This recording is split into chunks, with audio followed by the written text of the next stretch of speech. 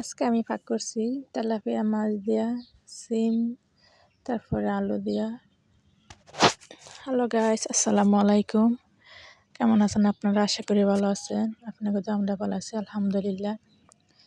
এই সিম আমি লাল সিম খাই বেশিরভাগ, সাদা নীলটা আনি না, সবুজ কালারটা আমার শ্বশুর আনছে, মেয়ে আর কি সব কিছু একসাথে আসছিল বাজার বাড়ির থেকে আনছে আর কি কিনা। তারপরে সিমটি খাইতে ভালো লাগছে, বিচিওয়ালা অনেক বড় বড় বিচি, আর এই সিমটি আমার অনেক পছন্দ। আমি আমার শ্বশুরই খাই, কিন্তু আমার ছেলে মেয়ে দুজনে তো খায় না। সিমটি খাইতে অনেক ভালো লাগছে।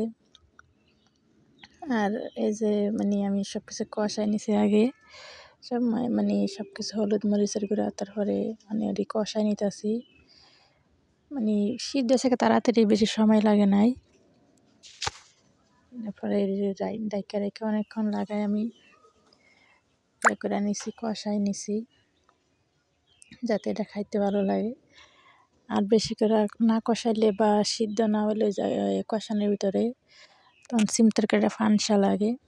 আমি তো মনে করি দেখেন কত সুন্দর কালার, একদম সিদ্ধ হয়ে গেছে গা। তারপরে জল দিয়ে দিছি আর কি।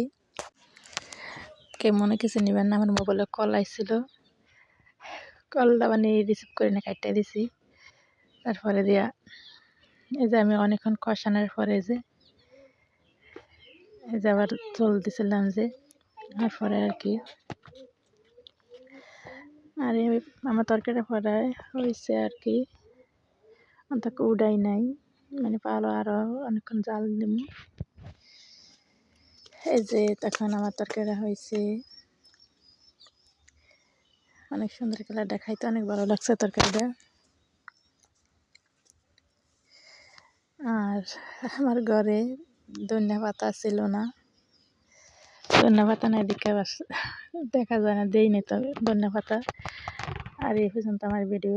যদি আমার ফেসবুকেতে দেখেন আমার ভিডিও, লাইক শেয়ার ফলো দিবেন। ইউটিউবে দেখলে চ্যানেলটা সাবস্ক্রাইব করবেন, পাশে থাকবেন। আল্লাহ হাফেজ।